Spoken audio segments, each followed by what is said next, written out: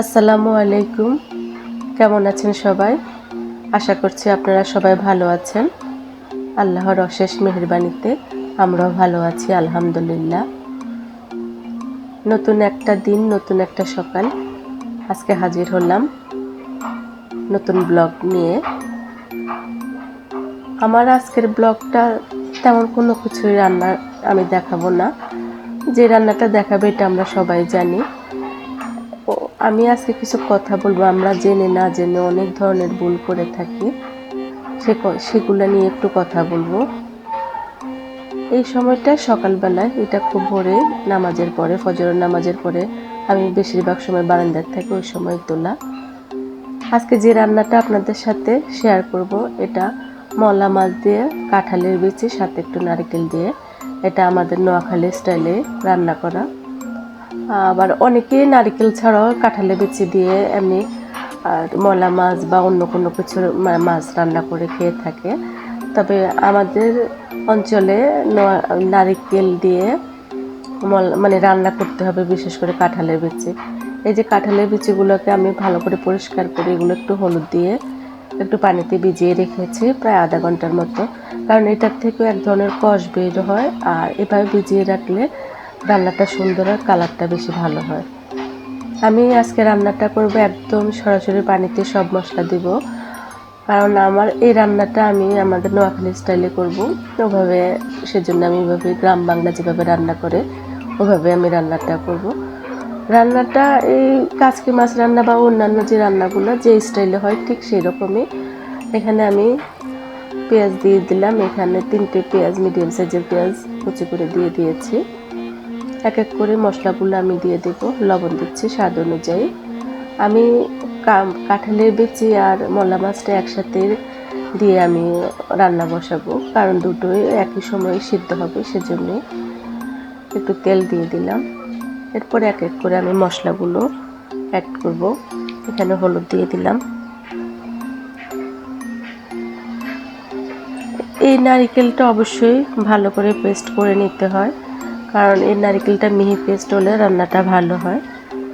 এখানে আমি যা যা মশলা দিচ্ছি বলে দিচ্ছি। এখানে হলুদ দিলাম, মরিচ দিলাম, মরিচটা স্বাদ অনুযায়ী, জিরে গুঁড়া 1/2 চা চামচ, এগুলো দিয়ে দিলাম। আর কাঁঠালের বিচি আর মাছটা একসাথে দিব। আবার তার একটু পরে আমি নারকেলটা অ্যাড করব। আপনারা দেখতে থাকুন। যে কথাগুলো আমি বলতে চেয়েছি সেটা এবার আপনাদেরকে বলছি। আমরা অনেক সময় জেনে জেনে ভুল করি, সেটা বলবো না। অনেক সময় আমরা না জেনে অনেক ধরনের ভুল করে থাকি, অনেক ধরনের কথা বলে থাকি। এসব কথা বলা ঠিক না। আল্লাহ সুবহানাহু ওয়া তাআলা আমাদেরকে হেফাজত করুক আমাদের এসব কথা থেকে, আমরা যেন এসব কথা না বলি। সেই কথাগুলোই আপনাদেরকে বলছি। স্পষ্ট হারাম কাজে জড়িত হয়ে আল্লাহর নিকট শুকরিয়া জ্ঞাপন করা এবং সাহায্য প্রার্থনা করা, এটা আরেকটি জাহিলি এবং হারাম কাজে অন্তর্ভুক্ত। কত বড় জাহিলি হলে কেউ একজন এমন স্পষ্ট হারাম কাজে লিপ্ত হয়ে আল্লাহর কাছে ক্ষমা প্রার্থনা এবং তওবার পরিবর্তে আল্লাহর নিকট শুকরিয়া জ্ঞাপন করতে পারে, বরং সেই হারাম কাজে লিপ্ত থাকার জন্য আল্লাহর কাছে সাহায্য প্রার্থনা করতে পারে। আল্লাহ আমাদের হেফাজত করুক। এমন কিছু জাহিলি উদাহরণ আমি আপনাদেরকে বলছি। 1 নাম্বার, আলহামদুলিল্লাহ আমার মেয়ে বাংলাদেশে আইডলে চান্স পেয়েছে। আমরা এই ধরনের কথাগুলো বলি, মানে এটা না বলাই ভালো, আমি সেটাই বলছি। তারপর 2 নাম্বার, ইনশাআল্লাহ এবার ব্যাংকে জব হয়ে যাবে, অথবা ভাই দোয়া করবেন ব্যাংক থেকে যেন এবার লোনটা হয়ে যায়। 3 নাম্বার, মাশাআল্লাহ আন্টি আপনার মেয়ে তো দারুণ নাচতে পারে। 4 নাম্বার, হ্যাঁ আলহামদুলিল্লাহ স্কুলের ডান্স প্রতিযোগিতা সে প্রথম হয়েছে। 5 নাম্বার, এক ছেলে কলিগের স্ত্রীকে ইঙ্গিত করে বলে, ভাবি আর বলেন না, আপনি যে সুন্দর মাশাআল্লাহ। 6 নাম্বার, ইনশাআল্লাহ এবার যদি আর্জেন্টিনা ওয়ার্ল্ড কাপ জিতে আমি নামাজ পড়া শুরু করব। 7 নাম্বার, মাশাআল্লাহ আপনার ছেলের গায়ের হলুদ অনুষ্ঠান দারুণ হয়েছিল, যা ডান্স করেছে জোয়ান বুড়ো সবাই। হ্যাঁ, দোয়া করবেন যেন দ্বিতীয় ছেলের বিয়েটাও এমন করে পালন করতে পারি। 8 নাম্বার, ছেলে মেয়ে মিক্স ফ্রেন্ড সার্কেলের উদ্দেশ্য করে আলহামদুলিল্লাহ আমরা ফ্রেন্ডসরা খুব হেল্পফুল। 9 নাম্বার, মাশাল্লাহ তোমাকে তো এমনিতেই সুন্দর দেখায়, দাড়ি রাখবে কেন? 10 নাম্বার, মাশাল্লাহ আমার মেয়েটা এত সুন্দর যে মানুষ ওর দিকে তাকিয়ে থাকে। 11 নাম্বার, এক আঙ্কেল আমাকে বললেন, শুনেছ অমুক ভাইয়ের ছেলে তো আল্লাহর রহমতে খ্রিস্টান মিশনারিতে চাকরি হয়ে গেল, গাড়ি এসে তাকে নিয়ে যায়। আমি তো এখানে শুধু 11টা পয়েন্ট বলেছি, এটা তো আমার নিজের মন থেকে বলা, বা এগুলো আমরা এই কাজগুলো করি, অনেককে করতে দেখি বা অনেককে বলতেও শুনি। এই ধরনের ভুলগুলো আমরা কম বেশ সবাই করি, কিন্তু এগুলা স্পষ্ট হারাম। এই কাজগুলো থেকে আল্লাহ আমাদেরকে বিরত রাখুক। অনেকগুলো কথা আমি যেগুলো বলছি এর থেকে অনেক বেশি আরও আমরা কথাগুলো বলি। আমার যতটুকু মনে এসেছে আমি ততটুকুই আপনাদের সাথে শেয়ার করেছি। আমরা একটু ভেবেও দেখতে পারি, কারণ আমরা এই ধরনের কথাগুলো আমরা প্রায় বলি, এটা নিজেও বলি বা অন্যকেও বলতে শুনি। আল্লাহ আমাদের এসব কথা থেকে হেদায়েত দান করুক, হেফাজত করুক আমাদের জিহ্বাকে, আমরা যেন এসব কথা না বলি।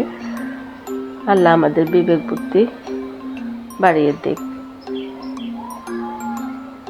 আমি কথা বলতে বলতে আমার রান্নাটাও প্রায় শেষের দিকে, এটা আর বেশি সময় লাগবে না এটা হতে। আজকে কথাগুলো বললাম আমি কিছু ইসলামিক ভিডিও দেখি ইউটিউবে, ওখানে দেখার পরে কিছু হালাল কাজের বর্ণনা দেওয়া আছে, ওখান থেকে আমি কিছু কথা এখানে বলেছি। কারণ আমরা এই কথাগুলো আমরা প্রায় বলি, বা আমরা কোনটা বললে আমাদের গুনাহ হবে বা কোনটা বললে আমরা সরাসরি আমরা খারাপ কাজ করবো আবার আল্লাহর কাছে এটার জন্য শুকরিয়া করব, বা খারাপ কাজ ভালো হয়েছে সেজন্য আমরা শুকরিয়া, যে আলহামদুলিল্লাহ আপনার মেয়ে ডান্স প্রতিযোগিতায় প্রথম হয়েছে, এই ধরনের কথাগুলা। আবার খারাপ কাজে আছে আল্লাহর কাছে আবার সাহায্য প্রার্থনা করতেছি, এটা কেমন যেন আমার বলাতে, জানি না ভুল হয়েছে কিনা, তবে যদি ভুল হয়ে থাকে অবশ্যই ক্ষমা সুন্দর দৃষ্টিতে দেখবেন।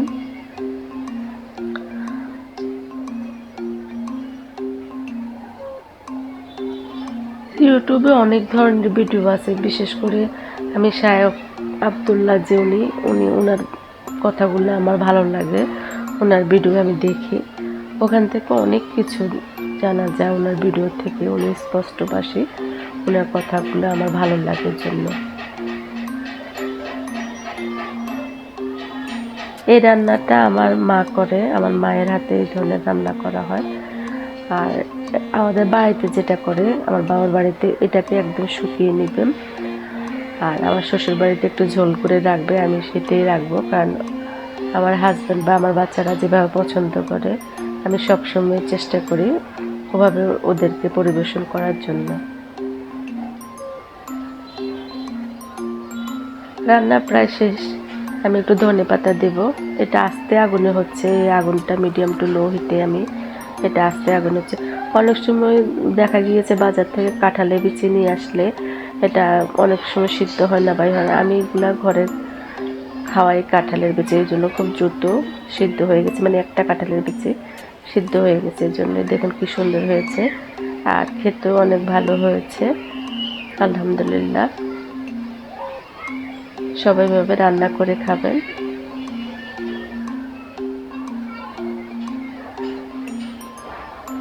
আমি আমার রান্নার যে কোনো একটা রান্নাই আপনাদের সামনে তুলে ধরি। এটা মাগরিবের পরে আমি এই ভিডিওটা করেছি। আকাশটা কেমন দেখুন, কত সুন্দর লাগে। আকাশে মেঘটাও কেমন লাল হয়ে আছে, সাদা মেঘের জায়গায় লাল মেঘ দেখুন দূরতে। আমার ক্যামেরা ফোকাসটা ওভাবে না, প্রথমে যেরকম দেখালাম ওরকমই ছিল। পরে যখন বাইরে হয়ে আসলাম তখন দেখেছি এভাবে। আল্লাহ সুবহানাহু ওয়া তাআলার প্রতিটা সৃষ্টি অনেক সুন্দর, সুবহানাল্লাহ।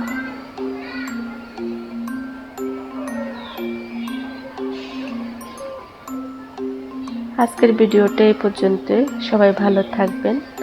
ইনশাআল্লাহ আগামী দিন নতুন আরেকটা ভিডিও নিয়ে আপনাদের সামনে হাজির হব। আমি লিপি। আল্লাহ হাফেজ।